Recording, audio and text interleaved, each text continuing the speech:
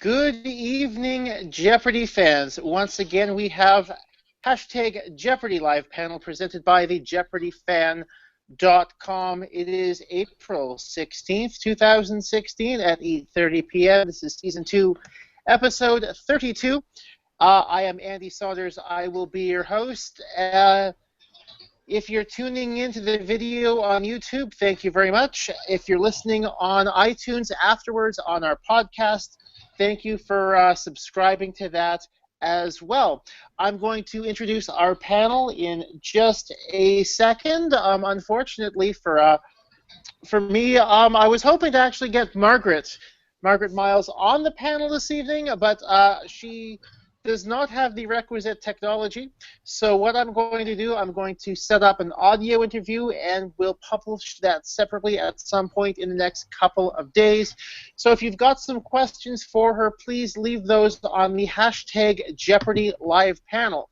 So let's start off with the introductions of the panel we have here tonight. First up, I'm going to introduce the returnees. Our first returnee, one of the OGs of Jeopardy Live panel. It's been a while since he's been on, but he's come back. Welcome back to Josh Frumkin. Thanks for joining us again. Thanks for having me.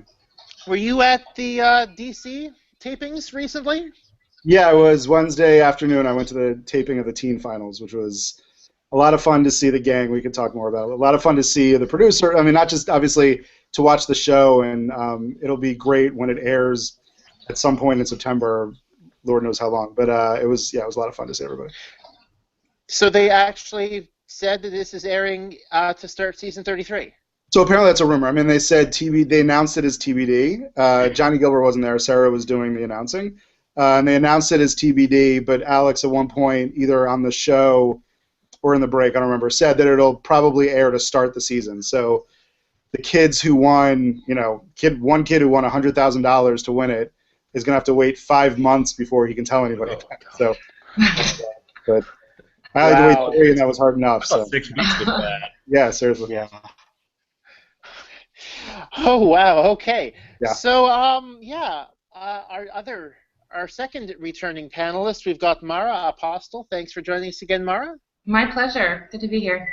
And I won't ask you anything about Hobson's Choice. You can take that or leave that if you'd like. I can't decide. I just can't decide. For the uninitiated, that's a reference to a pub quiz she was at earlier in the week with her team. Apparently, I believe your teammate had the right answer, and she was talked out of it. I did a very good job of talking my team out of several right answers this week. It was really disastrous. We still did very well, but we still came in second. But it was really rough. Anyway, thank you for opening up that baggage. Sorry about that. And our two contestants from this past week, I'm going to start off with Ricky Young. He won a couple of games before running into our other contestant panelist. Congratulations on your wins, Ricky. Thank you, Andy. And thanks for having me. You're a tax accountant. I know you told me that your own company filed an extension, but I guess for many of your colleagues, it's the time to start drinking and celebrating, right? Oh yeah. And finally, we've got Carter Spires from Alabama, the man of 1,000 beers. Congratulations on your couple of wins. Thanks, glad to be here. I guess how happy was Goose Island to get the shout out? They were pretty happy. Not as happy as Untapped was, actually. Like, I didn't even have Untapped in the story as I presented it to them, but I just sort of mentioned it offhand as a way of showing how I keep track of the beers. And people tweeted at Untapped to let them know that I had referenced it, and the founder emailed me and asked for my address so he could send me stickers. Ooh, very fun. Nice. Speaking of drinks, I'm going, while people connect, we're going to open both Mara and myself have a topic in the beverage area that is very near and dear to our hearts. That is the concept of the milk bag. So, Ricky, Josh, you mentioned in the pre-show that you weren't very familiar with this. So, Mara, I'm going to let you do your best to describe the concept of milk bags. This is so topical somehow. So in parts of Canada, rather than buying a gigantic multi-gallon jug of milk, you purchase a bag of milk that contains within it 3 sealed bags of milk. Yes. Which are about 1.3 liters each, I think. Yes, that's about right. And then you slip that sealed bag into what looks like a pitcher that you just have at home permanently, and you snip one of the corners. I'm going to step away for 2 seconds. You keep describing it, Mara. Oh, is he bringing the real thing? And then you snip one of the corners off, and that's how you open your milk. And in many homes, you will find on the fridge a magnet that has a snipping tool, so you don't have to bring out the scissors every time you want to open milk. I don't know how this came to be, but it becomes an excellent way for children to learn how not to, just basic fine motor skills. I think I definitely snipped it on the wrong end once. Like, that happened when I was a kid. You learn a lot. It's a learning experience. Yeah, that's what it looks like. Yes, this is what it looks like. Here's the this bag of milk is about 2/3 full, and as you can, I'm going to bring it up really close. As you can see, we snip the corner, and depends on where you are. Some people just make a really large hole in the one end. You're also welcome to snip the other corner. That way, why would you snip the other corner? Because it makes for a better pour. You can it's like shotgunning. The airflow is better, yeah. You're shotgunning a milk bag, basically, right? Is that yeah, no, it's the exact same concept. Yeah, pretty much. It's for airflow purposes. So obviously, Mara is a one corner cutter. I am. So. Is it only in Ontario? Because I feel like when I lived in Alberta, they didn't have that. Alberta definitely does not. My brother lived in Alberta a while ago. Do they have in British Columbia? They haven't. I think they're less common. Okay, they're also, I'm getting confirmation it exists in British Columbia, but it's not as common as in Ontario. Yes, that is correct. And I believe Quebec is also a milk bag area. And parts east, though I'm sure if I'm wrong, somebody will correct me. Now, I'm going to step away just for 2 seconds while I put that back in the fridge. Does it keep worse than like a milk jug? Yeah, it seems like with it permanently open like that, it would spoil quicker. Maybe it encourages people to drink their milk faster? I don't know. I'm not sure. My parents got me turned on to this ultra pasteurized crap. So it's expensive as hell because it's like lactose free and fortified with vitamins, but it lasts for like 3 months, which is fantastic because you don't have to make sure you chug through a gallon of milk in the span of a week and a half. Mm-hmm. And see, that's the other thing with the milk bags is that you've got 2/3 of your milk still sealed while only 1/3 is being used at a time. Well, that's fair. Yeah. But it is open to the air, and whenever the fridge is open, it's also light is getting at it, I guess. So that's different from a carton. Mm-hmm. This is fascinating. So we had a really good week this week. Can we talk about some of that? Yeah.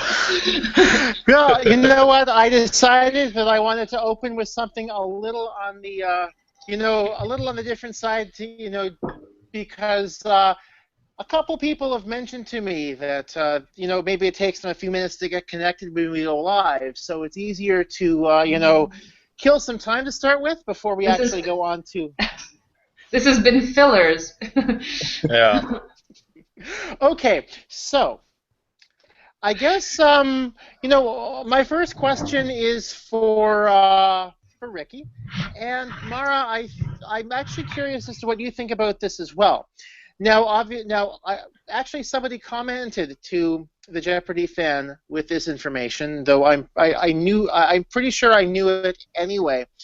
But you introduced yourself as being originally from Oregon. Obviously, I believe you're in Arkansas now. Is that correct?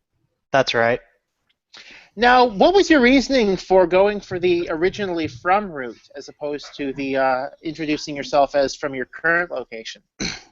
I felt like it would be really important for the people back home to have that, and my parents were there and everything, so I just really thought I would kind of give it to them.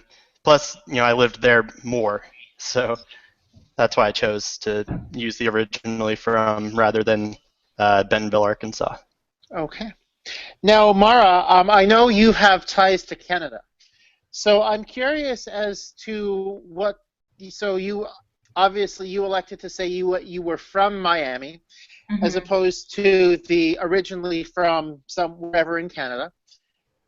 What was your reasoning for obviously you took the opposite direction. What was your reasoning for that? Yeah, they don't deserve any credit up there. No, I'm kidding. That's not why. I'm not even originally from Canada, so that kind of language wouldn't have really worked for me. And when I got the call and they confirmed my address and I mentioned that I'd moved, I felt like Lori was concerned. And then when I told her, no, I'm still like in the Miami area, she was being like, calm down. So I was like, maybe it's really important for affiliate reasons or geographic coverage that I'm in Miami. So I never really seriously considered staying anywhere, but I mean, this is where my life is now, and I'm fine with it. I mean, everyone in Toronto, knew. But I think if I'd been born in Toronto, I would have been more tempted to do something like that, but I never even gave it serious consideration. I always think it's cool when people do give credit, but I didn't. I don't know why. I hope they don't hate me.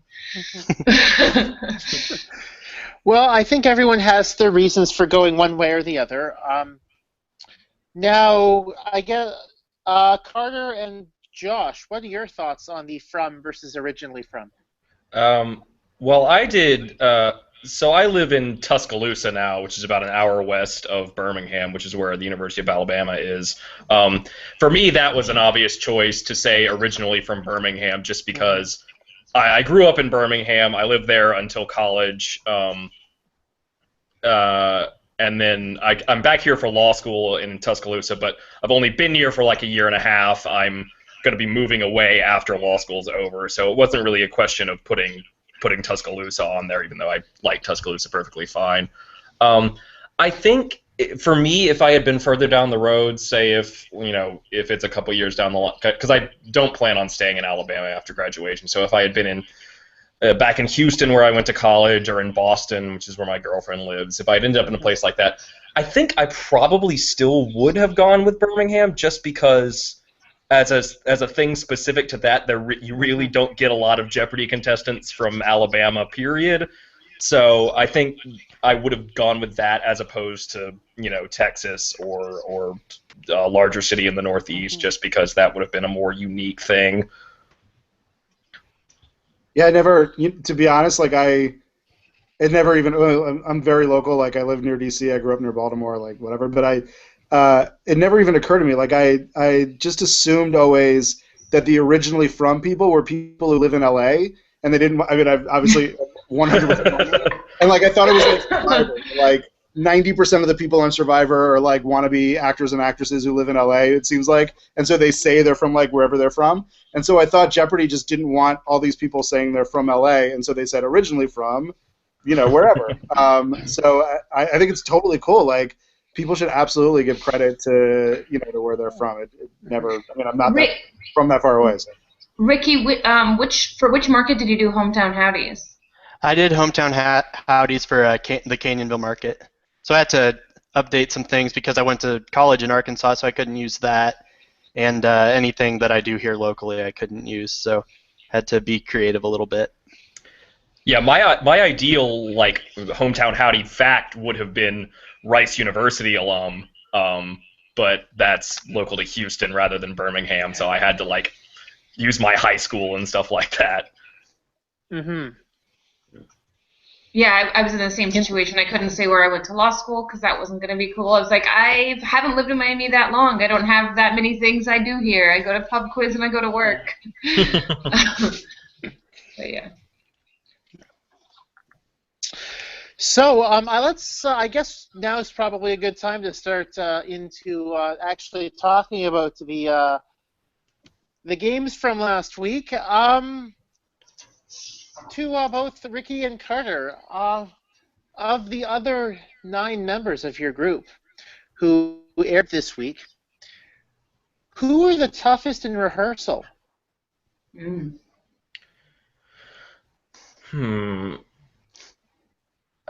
trying to. Hannah, who was on the episode Thursday with me and Margaret. I thought she was a killer in rehearsal. I thought she knew. It seemed like she knew just about everything in rehearsal. I think she was having some trouble with the buzzer early on when we were actually up there, which might have been part of her issue. But I thought she seemed like she was going to be really good when we were up there for rehearsal.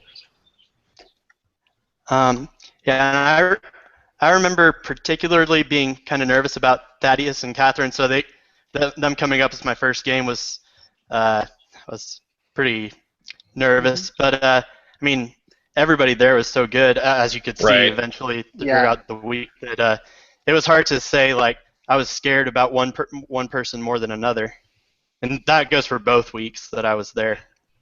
Yeah. It was really, you think about it, it was really a very competitive week on the whole. I mean, Ricky's second game on Monday, that was a runaway, but just like, by the slimmest of margins. And then no other game during the week was a runaway. Like, it was close. Well, I guess they were all in contention at least. I know Margaret had a 12,000 lead on me on Thursday, so I guess that wasn't close, but none of the others were runaways. Yeah, like our game was $600 going into Final Jeopardy. The Friday game was $600 between first and third going into Final Jeopardy. Yeah. So yeah, there were some close games and really well played.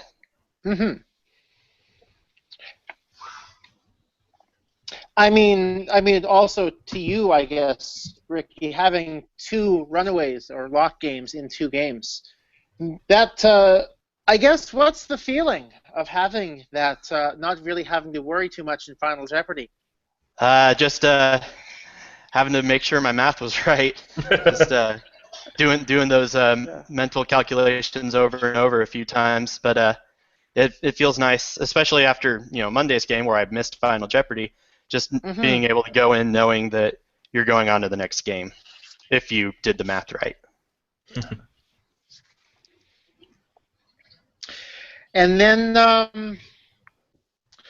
well, obviously, Carter, you came up against him on Tuesday. What was it like being called up against a guy who'd I guess, were you there the previous week, Carter, or not? I was not. You were not? Okay. Yeah. So, obviously, did you know that Ricky had a runaway on Friday going in? No, I didn't. I think, I don't know if I knew the total. Well, by the time he was up there for the first game and Johnny announced the total, I knew he had won a fair amount of money. I didn't know that the game was a runaway until it actually aired, I think. Okay. But it was definitely, knowing that he had won 2 games and that the one I had just seen had been a runaway. And I think at the beginning of our game, Alex said like, one single missed question in Double Jeopardy had made that one a runaway. When I think it was actually a little. It wasn't just the last question. It came down towards the end, but it wasn't quite on the last question. Yeah, I think if Catherine would have gotten the last question and I hadn't, then it wouldn't have been a runaway. But yeah, it was close. Yeah. Both of my runaways were very tight runaways. Yeah. It's very humble of you to say. I mean, close to not being, I guess. Yeah. Yeah. So I guess I'm going to ask both of you. I suspect I might know a little bit more about Carter's answer than Ricky's, but once you got the call, how did you prepare? For me, it was mostly like I felt like I was pretty good on most of the stuff that sort of comes up over and over again in Jeopardy. Yeah. Obviously, I wasn't too great on Central American capitals. You know, it's But- funny. I think after what happened Thursday and Friday, a lot of people forgot about what happened in that Central American capitals category. But mostly what I did, I didn't think it was going to be too much use just trying to cram because you never know what's going to come up. Mhm. So mostly what I did was I took the pin they had given me they give you at your audition. It's the clicky pin that's supposed to be kind of like the buzzer, and I watched the show, and I was lucky because it airs twice in here. They show a rerun right before they show the new one. So I just watched alone, standing up by myself. And tried to time it so that I was buzzing in like you kind of do when you're up there and timing in at the end of the question. So that was mostly what because you always hear that it's all about the buzzer. So I was just really trying to work on the timing with that. That was my biggest one. One of my biggest things when I had like 5 weeks or whatever to prepare was just finding enough games. Like they only air it once in DC. Right. And then like I tried to find YouTube or like Daily Motion or like all these different places. I was just trying to find as many games as I could find to watch to just like to work on exactly that. It became difficult to like. Yeah, it's pretty much that. Just watching the show, and then I went on J Archive a lot, and was just kind of testing my general knowledge from there, and hoping for the best. Kind of brush up where I need to, and then kind of get a feel for how the questions are written too, because that's pretty important. Yeah. Yeah. Now, I feel as though Carter, I'm pretty sure you kind of announced I seem to recall you announced on Twitter shortly after you got the call, if I'm not mistaken, because I seem to recall seeing your tweets about it and following you at that point. But Yeah, I did. I triple checked when I got the call. I was like, it's okay. I can't say too many specifics, but like, it's okay for me to put on social media that I'm going to be on the show like pre-taping, and they were like, yes, it's okay, you can do that. So I plastered it everywhere.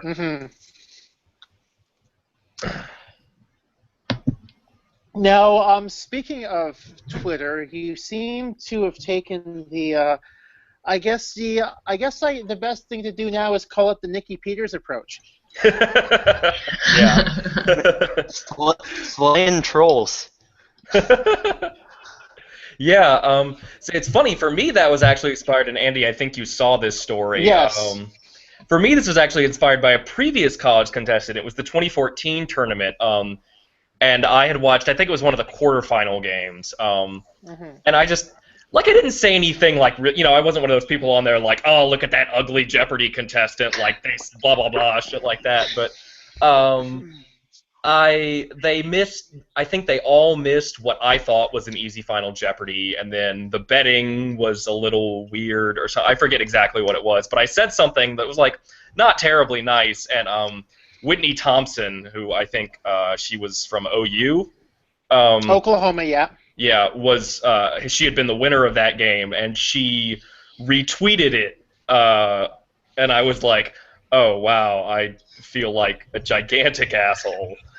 So I immediately tweeted back at her and said, like, I am so sorry, I feel like such a dick, blah, blah, blah. And to her credit, she immediately and graciously accepted my apology, and actually re-followed me, like, right after I announced that I had been on the show, and now we interact somewhat regularly. She's a very pleasant person, but yeah, I learned my lesson as far as saying mean things about Jeopardy contestants on Twitter, and so I decided, that I could, one, have some fun with it, as I clearly did, and two, maybe help someone else with that lesson, because I don't think people always realize when you're saying random things about strangers on the internet that it's not terribly difficult for them to find them. I read a tweet that was about a contestant, I think, last week, and it started with, "I don't want to be mean, but..." And I actually had to respond to the guy, and I was like, you don't have to say whatever's going on in your head. Like, you have a choice. You could call a friend and just tell that one person instead of putting it out in the open where that person could, like, the person you're talking about could hear you. And that's the classic terrible phrasing, right? If you say, "I don't want to be blank, but..." what you're about to say is inevitably going to be blank. Like, like you don't say, like, "I don't want to be racist, but..." because the thing you're about to say is almost certainly racist. Exactly. Exactly. But, I mean, there seems to be a large contingent that does not respond the way you did, Carter, and feels, like, shocked that you're confronting them because they have a right to say whatever they want, but apparently you don't in confronting them. It's very bizarre, and some of us former contestants tend to sort of, like, we send out a bat signal and start, trying to get these people on Twitter or on certain Facebook pages for certain television shows to start acting like human beings. Like, if you have, I don't have any problem with someone saying, "I don't understand that wagering. That was bad wagering." That's fine. Or how could you miss that? That's fine, to some degree. But the bizarrely mean way in which people phrase things, it just strikes me they can't possibly realize that this is not a television show that's just actors. They must think that we're not human beings. Otherwise, they couldn't possibly be hosting this about someone they thought could read it. Like, it boggles my mind. Obviously this year has been insane with, like, social media and the election and stuff, but, like, it feels like people just say whatever because they have a really hard time believing that anybody on the internet is a real person, I guess. And then when you add in, now this person's on TV and they think that we're superhuman or something, like, not just like regular people who are insecure and Googling ourselves to figure out what the heck they're thinking about us or whatever. Like, to be honest, what I'd really liked, one of you mentioned, calling up a friend and telling them what you think. To be honest, what I think my dream half-hour listening in on a phone conversation would be to listening in for half an hour, listening to Mel Brooks and Carl Reiner talk Jeopardy after an episode. But I would love to get just like a transcript of Trebek's, like, uncensored thoughts as contestants play a game, or like when he gets backstage after a game and thought, "God, those people were stupid." I don't know. I feel like you have a very entertaining. That to be my first game. We all missed the final Jeopardy, which was not super easy. But he was like really disappointed. He was like, "I thought one of you at least would get it." And I'm like, "Look, I just won. Like, I don't care." And, like, everybody else, like, "I just lost." I don't care. Like, okay, fine, yeah, whatever. Well, Ricky, you remember what he said to us after the Malcolm X question? Yeah, he thought it was somebody, Bishop Desmond Tutu, I think he was saying. He said, like, he never would have gotten to Malcolm X. But, like, everything I've seen online was, that was the easiest Final Jeopardy ever. That was like Kids Week Final Jeopardy. That's literally what Keith Williams said on Final Wager. He's like, "This is offensive." Right. That's so boy. I seem to recall last week he mentioned the Wheaties Hefeweizen Final Jeopardy was too hard, and he tried to talk the writers off of it, and they didn't listen to him. But I actually thought, I mean, if we're going to talk about last, I thought the hardest thing about that question is I couldn't distinguish between like company and brand, and if the clue had just included, like, it's not Fruit Loops or something like that, it would have helped to, like, figure out what level of answer they wanted. I still wouldn't have come up with it. But it's always a shame when a question is phrased in a way that people could be genuinely confused and not be able to get at the right answer. Well, it was like that in the middle words category in our Double Jeopardy, the game Ricky and I played against each other. It was not at all obvious. Like, the $200 clue was the one that was the batting average one. That I remember that Ricky missed. You said you thought about it in the exact same way that I thought about it. Honestly, you were just quicker on the buzzer than I was on that question. Because I thought we were looking for... By the way, sorry, just to interrupt you for just a second, Ricky's having sound issues at this point, so yeah. if you're trying to get a response out of him, he may not be hearing you. But go on, sorry. Yeah, well, but so if any of y'all remember, Ricky's answer for that one was just the word base, because he was thinking about it the same way I was, which was we're looking for the middle word in a phrase, rather than just like words that mean middle, which is what the category ended up being. Or words that are similar to middle, and so that was a category thing, but he's usually so precise about explaining those sorts of things. So like if he doesn't, who would know? Like, yeah, totally. Right. Plus, there was that rigmarole last week with the shared initials category. If you remember from last Wednesday. No, that was. I don't know why, even if you're going to edit it for timing later, why they wouldn't give a short explanation of categories like that. And then you can, then all the answers end up being in line with the intended category. And you can edit that for time if it ends up being too long. But why waste an opportunity? Well, it's like, and sometimes... it annoys me sometimes with like the quotation marks ones where it's like they're looking for a word that starts with the letter or that starts with a certain set of letters. Because sometimes Trebek says, all the words in this, all the answers will start with this letter or all this stuff. And sometimes he just says, you know what that means. And it's like, well, I don't always know what that means because sometimes it means different things. And sometimes it takes you a while to, there can be a while where you figure out where it's just like, oh, they're just looking for, O-U-T somewhere in the word, or if they all start with it. Yeah, I was just, while we're on the subject, sorry, go ahead. No, I was just going to say, usually, when he says, you know what that means, it usually means that it starts with those letters. Right. And he'll explain anything else. Right. It's not a problem as much as you might think it might be, but there have been times, at least watching on TV, I don't think it happened to me when I was up there, when it didn't seem entirely clear what they were looking for. Mm-hmm. Yeah. By the way, he was mentioning that while you were having your sound issues, that he thought exactly the same thing that you were on the Rogers-Hornsby question, that they were just looking for base. And it made me feel a lot better to hear other people say that because, the whole 6 weeks since that happened, I was just like, oh, what was I thinking? Base? But I think if it had been some other clue as the $400 clue, I think maybe it would have not happened that way. Yeah. Just happened to be a perfect confluence of a little bit of a confusing category and a response that could have fit in that.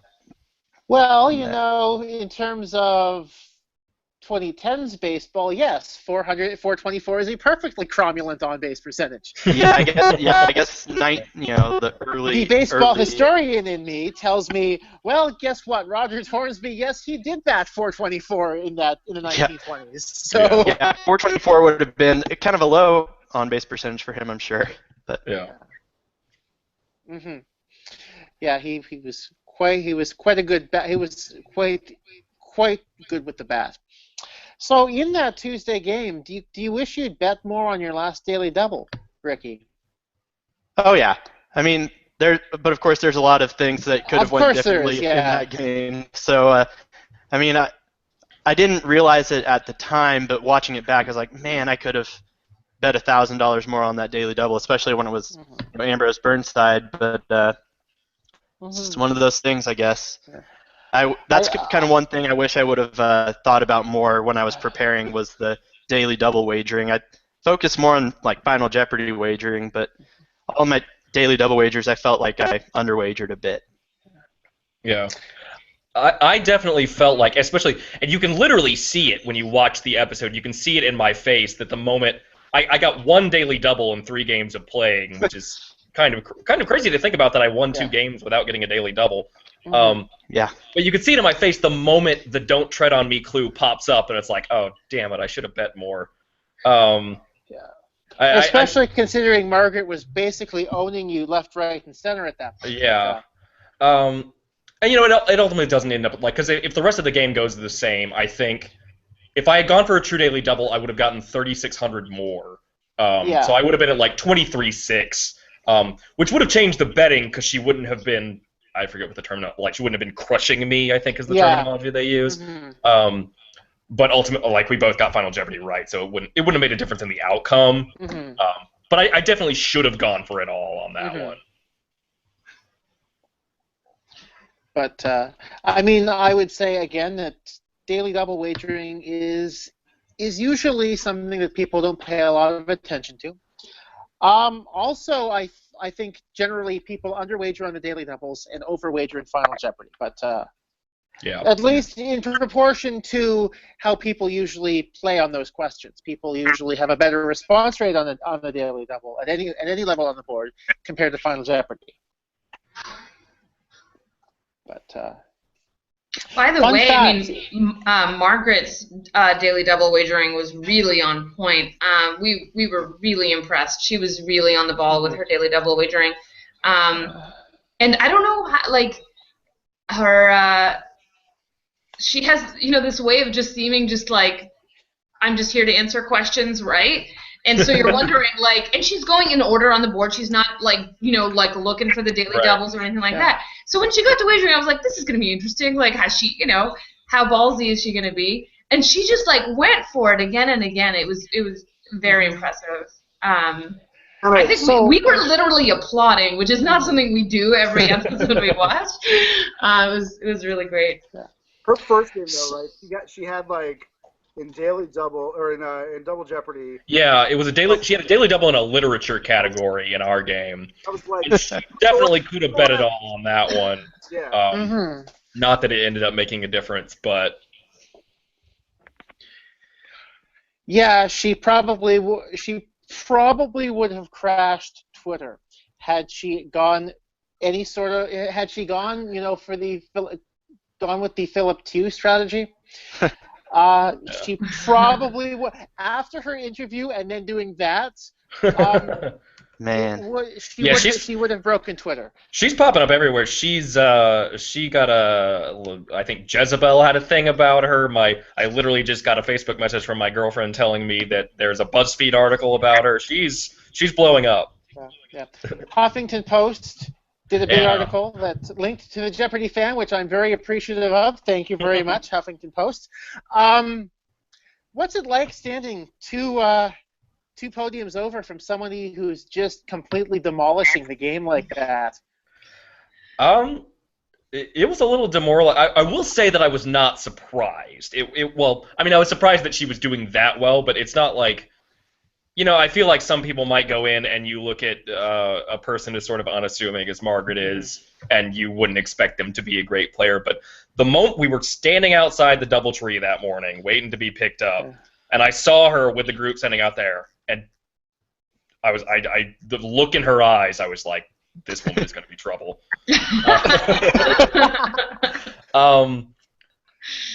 It was definitely a little demoralizing to go, how often does someone have 13,000 going into Double Jeopardy? But, it is. I just, like, when I was up there, the thing that surprised me most about being up there was that I was way less nervous than I thought I would be. I just sort of got into, performance, mode and just sort of went for it. And that definitely helped me out in terms of not really being psyched out during Double Jeopardy. Because it was really my best game of the three by far. On Thursday. Yeah. And I really, the gulf got a little bit wider, I think, but I really had a nice little comeback in Double Jeopardy, and I think being, just so focused in and trying to concentrate on what I could get, the questions I was getting, rather than how she was doing, helped me out a lot in terms of that.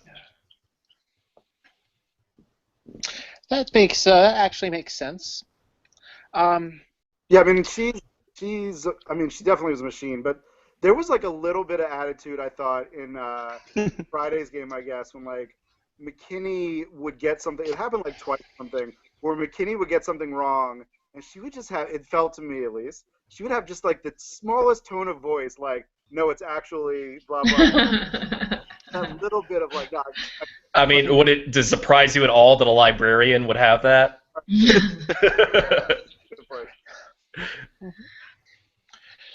So, I hear she was obviously her interview went, blew up the internet where she talks about knitting and petting her cats.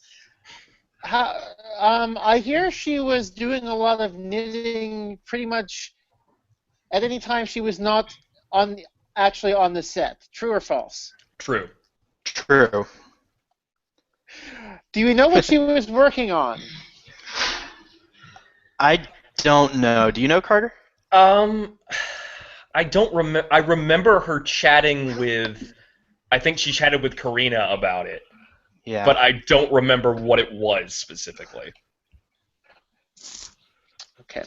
I am going to add that to my card for the Margaret interview. What were you knitting? Okay, done. So speaking of, I guess a question I can ask you guys, because Ricky, you were there on for the Thursday of last week, and Right. of course, Carter, you were there for the Thursday of this week. So I get to ask, what has kind of become the one question that I think people joke about most often ask, but when you are in the Sony commissary, what did you have for lunch? I had the BLT. I'm going to buck the trend of eating salad, and I had the BLT. Oh, God, I don't even remember. I think I had roast beef. Okay. Oh, we have a response. It wasn't on the hashtag, but I got Sarah Edwards. Now, was she your taping alternate? Yes, she was. Okay. She was there for that tape day. Okay, she was so she has a picture of Alex. It looks like she's going to be on probably next week, but pretty sure Margaret was knitting socks in the studio. There we go. I want like some legendary thing where like you find out that like from the beginning of the day she was knitting a sweater that said like I'm a Jeopardy champion or something. Like, talking like whatever. This is what I want from her. Whatever.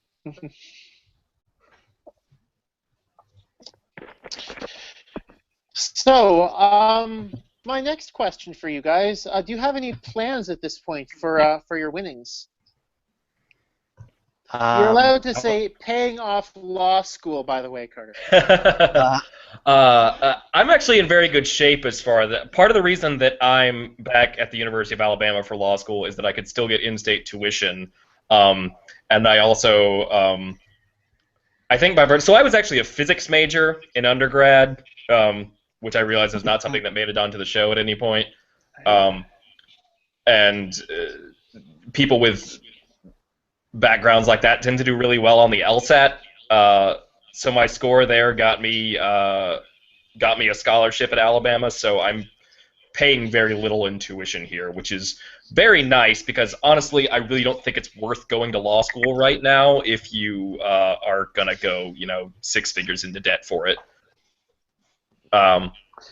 Unless you absolutely want to practice in court, in which case it's the only way to get there. Right, yeah, or unfortunately. If you're really passionate about whatever cause or something you really want to do that you need a law degree for, then yeah, do it. But don't go into law as a fallback option if you have to pay a whole crap ton of money for it. Yeah. I'll vote for that. So with my winnings, I'm planning on paying off my student loans and then getting a start on a new car because I've had the one I've had for about 10 years now, and it's time for a new one, I think. Yeah, I wish I had gotten mine earlier so I could put that down payment down on a Tesla Model E, but Model 3. But now the waiting list is going to be like 10 years long, so I think it might be quicker to save up for a Model S. Good point there, yeah. So, I guess it's probably before we talk about Friday's game, I'm gonna intersperse this with the This Week in Jeopardy history segment, and we're gonna go back just 1 year because Alex Jacob, his stuff or his episodes aired in first run 1 year ago. Do we think what effect do we think Alex Jacob has had, if any, on the game? What do you remember from seeing his episodes? I mean, they would have been on as most of you probably would have been taking last year's online test. Yeah. No, I actually knew that it was the 1 year anniversary because the reruns that they show here right before the new ones come on are on a year delay. So his third game aired concurrently with my first one. I feel like there's a general trend, and Alex has really been part of this. Obviously Arthur Chu kind of was the big catalyst for this, but I feel like there's definitely the so-called forest bounce has become a much more common strategy of bouncing around the board, throwing your opponents off, looking for daily doubles. I think you do see people more and more going for big, the way Philip did a couple of weeks ago, the way Alex Jacob always would, of going for the big the big daily double wagers, when you've got like 10,000 and you're betting it all and stuff like that. There has been a general trend of that. I don't know how much influence Alex himself had on it, but I think you could definitely view him as part of that trend. I think I would definitely agree with that. So, I mean, obviously, if there are more people, taking that strategy into account, obviously that might be one reason why we haven't had any five-time champions since Matt Jackson. We're over 100. I think wow. Over 110 episodes now since a five-time champ. I knew there hadn't been any this season. I didn't realize it had been quite that long. Wow. There haven't been any. Well, I mean, Matt Jackson was October. Technically this season, yeah. Right. Yeah. Okay. Since the Tournament of Champions, there has not been a five-time champion. It's hard, though. I think... So I was on in season 29. Roger Craig either won the TOC right before I was on or the year before that or something. And, it's just so... I mean, I don't think I had confidence in myself enough to, the way Roger Craig affected my watching was holy crap, I hope I don't play against somebody like Roger Craig. I don't want to be playing against that person. It was I personally felt like I needed to play my game and did not have the confidence to even do the force bounce at all. I was totally a top down. Right. I told myself that I was gonna. I don't think I was necessarily planning to go full on forest bounce, but I think in Double Jeopardy of my second episode with Pam and Christian, I did hunt a little bit when it got down to towards the end of the board. I had told myself all along I was going to go big on daily doubles, but then I think when I got all the way to the third game and I was getting my first one and I was down big, ultimately I was sort of too nervous to go for it. So I don't think everyone can play that way. Well, I think Bill Patschak showed that not everyone can play that way. Yeah. Well, I mean, because he tried to, and it. Yeah. It's because it can definitely backfire if you're not a really, really great player. I mean, you think about, I would say Alex Jacob is one of the better players that's been on in the last several years. But he only won 6 games. It's not like he went on a Julia, Arthur, any kind of run like that. I think, one of the contributions that players like Alex Jacob make is that because they sort of bring attention to an attitude toward the game that is, it's not money until I win, until then it's just points, and it's that's something Chris Becker and I talked about on our taping day, and it's something that it was, from what other people were saying once they were moved over to the audience side instead of the contestant side, it appeared that there were people who hadn't thought at all about wagering, until they were up there. And so hopefully just having people who seem to be shocking in their willingness to just make everything a true daily double, or to bet $5, as Arthur Jude did once when he didn't feel comfortable with the category, to seeing that hopefully draws people attention. So when they get the call and they Google anything about Jeopardy, they are exposed to these this more thoughtful way of going about the game and really just thinking about it as this is just leverage. This is just points to get me where I need to be for Final Jeopardy. Yeah. It brings real attention to the, and this is essentially what you were saying, I guess, but it brings attention to the strategic side of the game. I think a lot of people view, certainly people who are uninitiated in the ways of Jeopardy, just view the way to success on the show as being just really, really smart. Yeah. And even some people who are contestants don't realize how much, when it comes to particularly with the betting on final and double, on Final Jeopardy and on the daily doubles, how much strategy there can be involved with that. Yeah, because everybody who gets on the show is really, really smart. So you have to kind of learn those other ways to separate yourself, I think. Be it buzzer speed or optimal wagering strategy. Yep. And choosing categories and clues thoughtfully as well. Yes. And yeah, there's that degree of luck too, where did I get good categories or did I have a nightmare board? Oh my goodness, by the way, when the Monday Jeopardy round had both a beer and a baseball category, I was like, forget it. Like, this was my nightmare. I was so upset. I don't know. I was so upset that, I was sitting there in the audience. It's the first game of the day, and there's a beer and baseball category. I was like, oh, are you kidding? I mean, whereas, like, on Friday,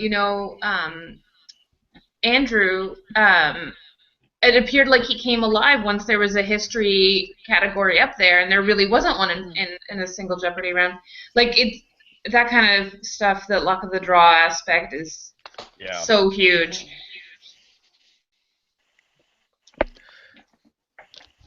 So, speaking of Friday's game, would we say that that was the best game of the season so far?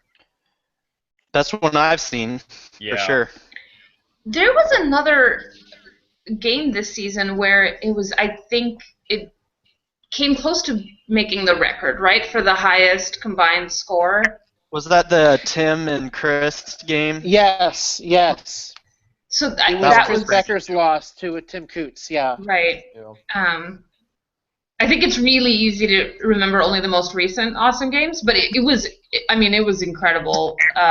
It's rare that watching at home your heart's racing, but what's happening? I'm like, now he's in the lead, and now he's in the lead. What's going to happen? What's funny I've had that a couple times lately.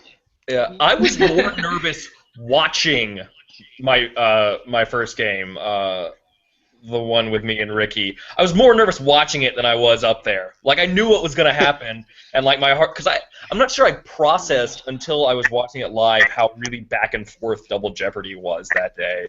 Right. And so and I was watching it with, like, we had a watch party at the law school here, and so there was like, cool. Yeah, there's like a bunch of people watching with me, and they were like, oh my god, and I'm like, I know I win, but oh my god.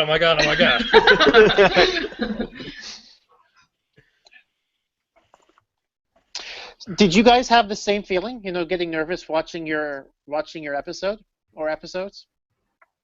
I feel like I did. I was just nervous about, like, how do I look on TV, and then just watching the game. It's just, I mean, my first one I wasn't so nervous just because I remember how it went, but just it was pretty exciting, and getting everybody else to see it was pretty fun. Mm-hmm. But yeah, there were some nerves.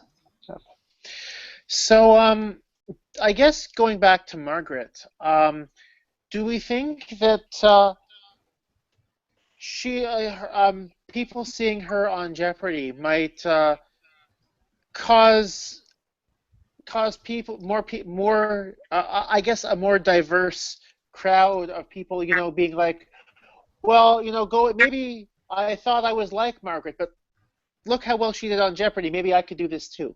You know, it's interesting when one of the questions when I was at the teen finals taping, somebody asked Alex, "Why don't you have a seniors tournament anymore? You used to have a seniors tournament." He said, like, we have so many tournaments all the time. There's this tournament and that tournament, and the seniors, you know, they can hold their own. But like he said, like, but we know that like the buzzer speed gets very tough. Like Jeopardy can be a young person's game. Like we know our stuff, but it's very hard to compete on the buzzer. And the fact that she was, I mean, I think that really like speaks to that. Like the fact that she was not just like didn't just know her stuff cold, which she clearly did, but like was very competitive on the buzzer when I would not expect to be like that. That I think that says a lot, maybe in terms of that confidence for like people who are older that may think that they've aged out of being competitive.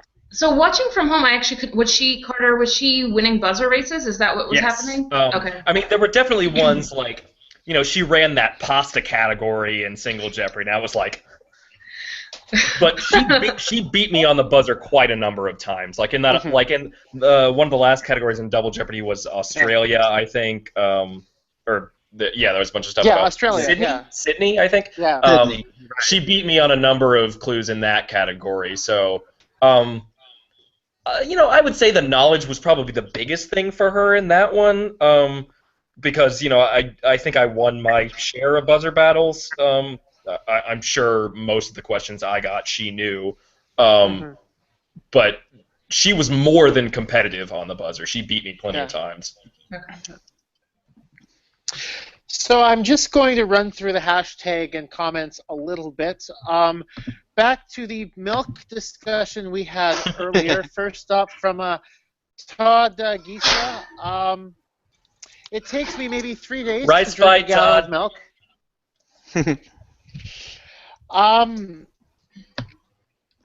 From Alyssa Flagg, watching Jeopardy Live panel, note we also do have jugs and cartons of milk in Canada.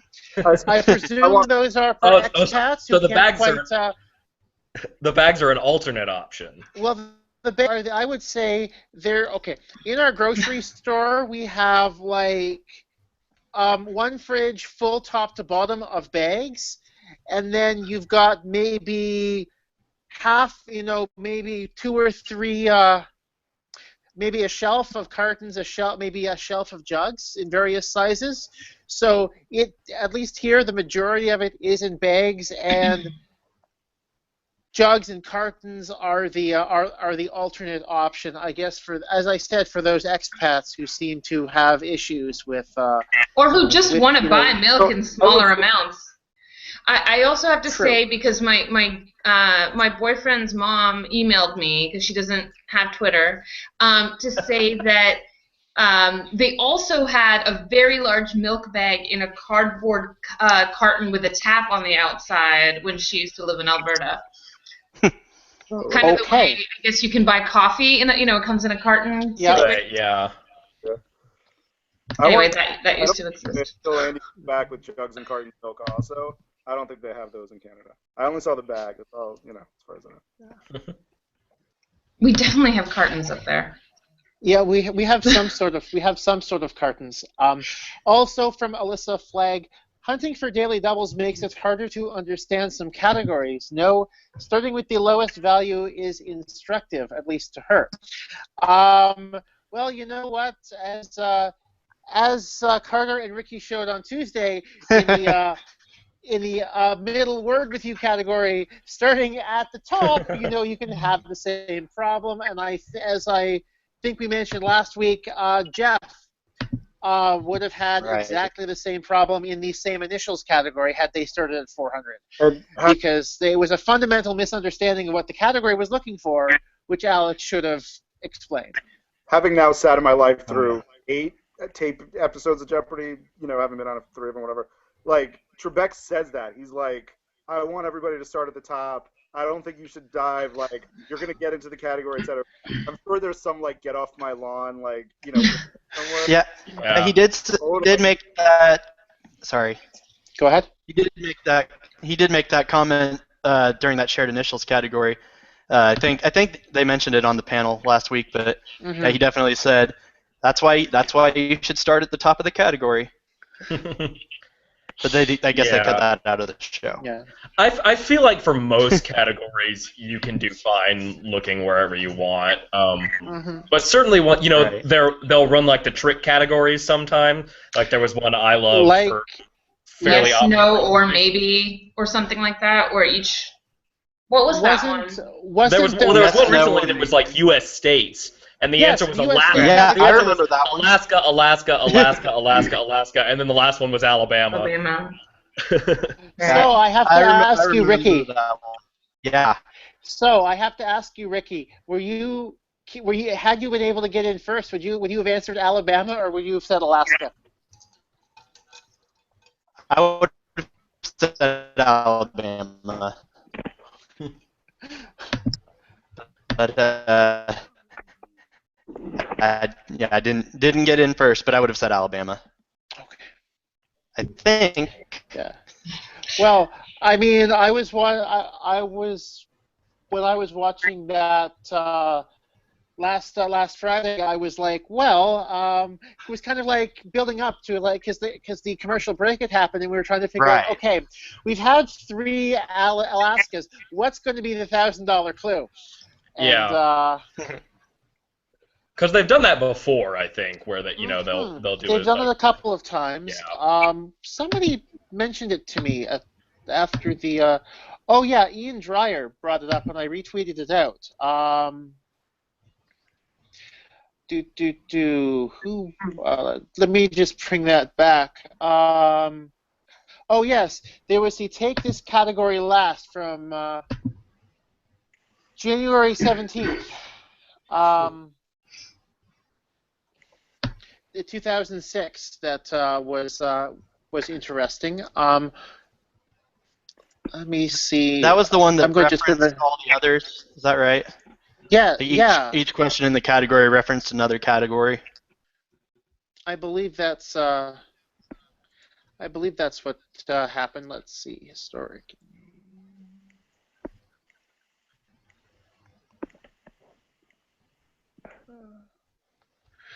Oh, interesting. Wow, way to go. Maybe I should, if I looked at this actually a little bit closer, maybe I would have actually gotten one more Final Jeopardy this week. Oh dear. Okay, yeah, because all of the vocabulary questions were Sue Grafton adjectives.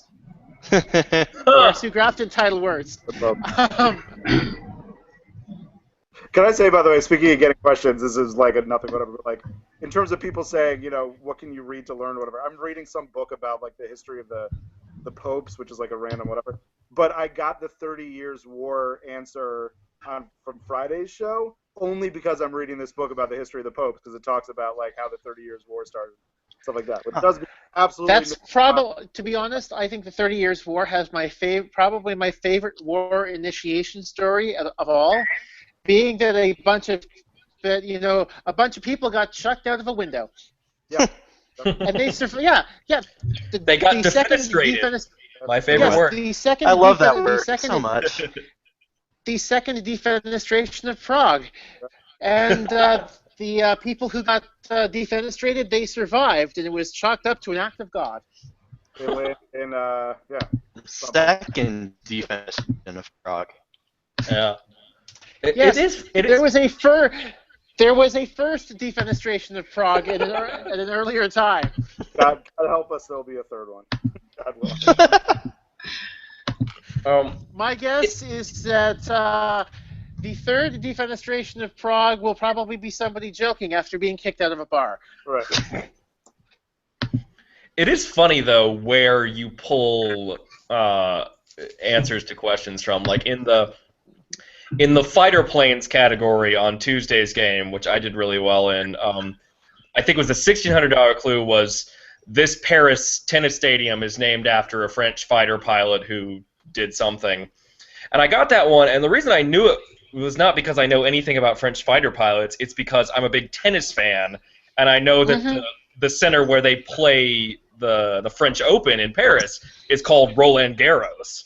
And so I was like, well, I guess it's this. Although it says stadium in the question, I think the central stadium is at that center is called like Court Philippe Chatrier or something. But the Mhm. the center is, you know, the term all the players use for the tournament is Roland Garros rather than the French Open. So Yeah, I've known Roland Garros, but I never knew he was a fighter pilot or anything like that. yeah, no, I had no Just known idea. it as a tennis stadium. That was a guess. So my next thing, I suspect Mara probably still has one or two things on her notes that I haven't touched on. So I'm going to open this up to questions from the floor. Does any panelist have any questions for any other panelist that we may not have touched on this evening? I have an "Oh, Alex" moment. Okay. Which was that on Tuesday's game when everybody, towards the end of the game, rang in on that one. The Sing Ha question, which all my Sing Ha, friends are yeah. mad at me for missing a beer question. And, No harm, and he no said, foul. "No harm, no foul." Yeah. And it was just like, no, stop saying that. He had gone months and months and months without saying no harm, no foul. To be honest, I'm kind of curious now. I'm going to actually Google, or sorry, not Google, but J-Archive search for no harm, no foul, just to see if they're actually because usually they're very good at tracking it when he says it. You know, they're usually good at tracking his various. Yeah, I didn't It even was realize. Singa, right? Was that the one? Yeah. It was the lion. That's right. Yeah. Right. I don't know why the hell I said water buffalo. I don't know where that came from. So my question okay. is, Sorry. I was just going to say he hasn't said it since October. The last time he said it was October the 19th. So it's been again about 100 episodes since he's actually. But has he had an so, opportunity to say it? Yeah, I believe he has. I believe he has because every single time I watch out for it. Because I know how upset I get whenever he says it. It was the second last question of the game. It was 1600.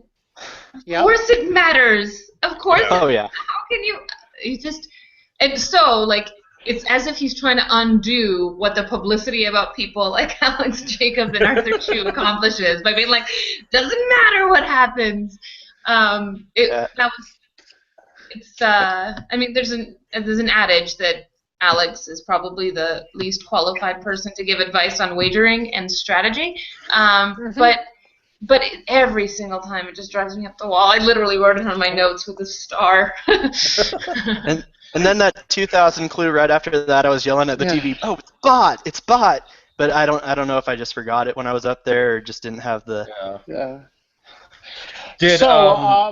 Now I have a question for you, Mara. Had it happened in one of your games, how would you have reacted? You know, I always think we're much more civilized up there than you might expect. I mean, Yeah. I showed some frustration during my second game especially when Chris rang in before me on something where the answer was Saskatchewan. But you know, we don't. I mean, other than McKinsey, am I getting his name right? McKinney. His very visible frustration at the end of that game on Friday. We're generally like just very well behaved up there. So I don't think I would have actually done anything. But you know, you try to stay focused on what actually matters. I think when you're there. But by the way, if you've got Andy screws up a name, I'm going to count that on the bingo card. Because normally I'm the one to screw up a name on Jeopardy Live panel here. Sorry, I didn't actually take Mara. notes on Friday's game. He played an incredible... We haven't really even talked about it, about his performance, but he clearly came to play. Yeah. He, as was noted, he was actually he played for Central Florida Quiz Bowl for a while, and so you know, it to me was really not much of a surprise that he came to play, and you know, a lot of different games he probably would have been able to come out the champion, but just not Friday. He needs to get a screenshot of when he was actually pointing at the board at what he wanted. No, I mean that one. And he pointed. It was a great Yeah, he like I didn't even I stuck around and watched that game from the audience. And I don't think I even realized that when I was there, but then when I was watching it on Friday, it's like he put the buzzer down and like picked a category and then picked it back up, and I was like, that's bold. Okay, so my question is, Carter, you were on stage. It was Thursday's game when Alex said the thing about his mother and choked up, right? Did they? Yeah. Did they stop? They had to stop tape, right? He didn't just like. No. Yeah. Yeah, they went through it. And I was really confused because he went up there and when he initially got choked up, I thought he just like was stumbling over a word or something, and we were gonna have to retape that part. And then he started into it, and I was like, oh, this is about his mom. Mm-hmm. Yeah. And it was actually funny because then they on Thursday when that episode aired, I mentioned before that they do the 2 episodes, and the first one is a rerun from a year ago. On Thursday's rerun, Alex came out there and said, "Oh, it's my mom's 94th birthday," and then 30 minutes later, "Oh, it's my mom's 95th birthday." That was very sweet. Yeah. Yeah. No, he actually. I don't know. I doubt Margaret had that story about her parents on her little card thing for Alex to say for the next interview for Friday. That story actually came out when we were standing there talking to him after that episode ended. She said, "Oh, you mentioned about your mom's 95. My mom's also 95, and my dad is almost 90 or whatever."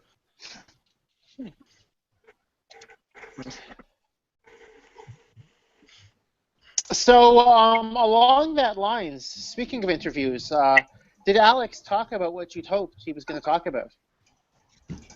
I'd say so. Yeah. Yeah. My first day. That was obviously my first selection about the tattoo, and then yeah, I think yeah, he talked about what I wanted him to talk about. Are you getting the tattoo? He released me from that promise, but we'll see. I might alter it somehow. What about you, Carter? Yeah, I think we went through backstage as far as like what's on your card, like which one you prefer. I think they like highlight the one they want Alex to go with, but sometimes he just kind of does what he wants. I think we went in the order that I was sort of selecting them. The story I have about that is that my girlfriend, who was out in LA with me and who was in the audience that day, was really frustrated because if I had made it another day, my story was going to be about that like we were both physics majors at Rice, but we actually met doing theater, and it was going to be something about that. And so she was really upset that if I had made it one more day, she could have been mentioned on TV. Aww. That's why you got to do it on day 1. Yeah, I know, right?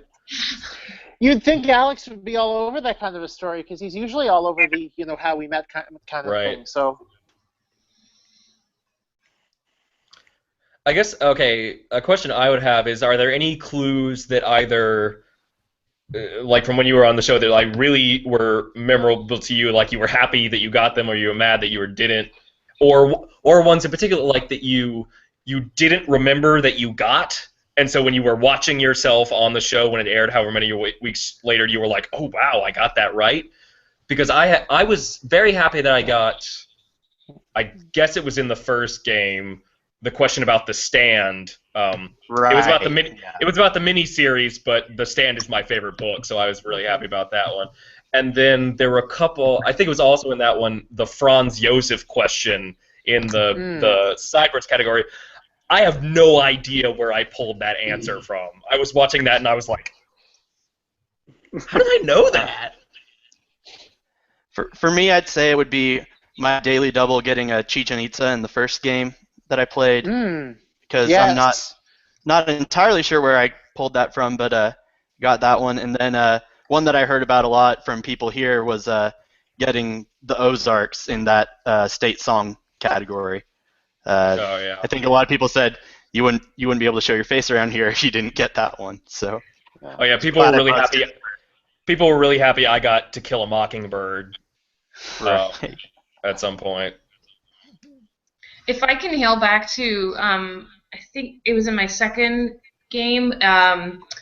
I got to ring in on Where'd You Go, Bernadette, which I think I've mentioned before, and which is a great book. I read it because Ken Jennings recommended it on his blog because he knows Maria Semple.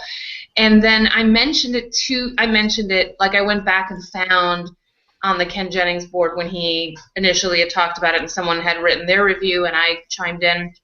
And I said, I was just on the show and I got to ring in on this, so thanks for the recommendation. And Ken Jennings replied that Maria Semple had heard that her book was going to be on the Jeopardy episode, and last time no one rang in. So she was thrilled that someone got it right this time.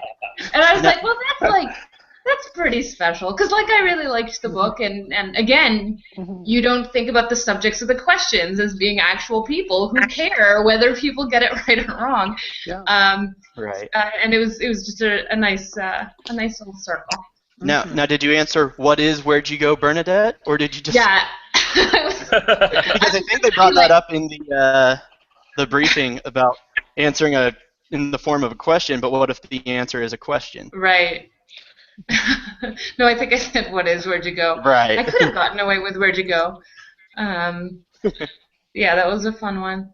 Mine was, I had a big daily double in my second game that gave me a cushion that had to do with Gorky Park, and I had happened to have been to Moscow, so that was huge. To have that be the daily double was amazing.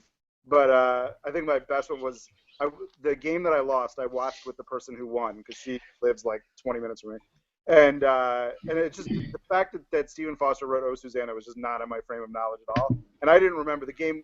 Goes so fast you don't remember. So I'm standing next to her, watching on TV, and it was this person wrote "Oh Susanna" or whatever, and I just muttered under my breath, "Who the hell knows that?" And she just turned and looked at me. Got it right on TV. She's like, "Do you not remember me getting that?" I'm like, I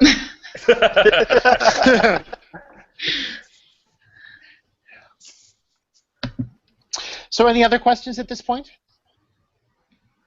don't think so. Congrats, guys. Those are Okay. It's a great week. Congrats. Yeah. Thanks. Congratulations. And I was glad to be a once part again, of two if really you have- good weeks, I thought. Yeah. Yeah, absolutely. So once again, once I complete the interview with Margaret, I will post that online at thejeopardyfan.com. And to all of you, thanks for joining us tonight. And to those of you who tuned in, thanks for tuning in. And I will hopefully you'll be able to join us or tune in again at some point here on Jeopardy Live Panel. I'll get the credits screened together, and then thank you very much for tuning in and taking part. Have a great night.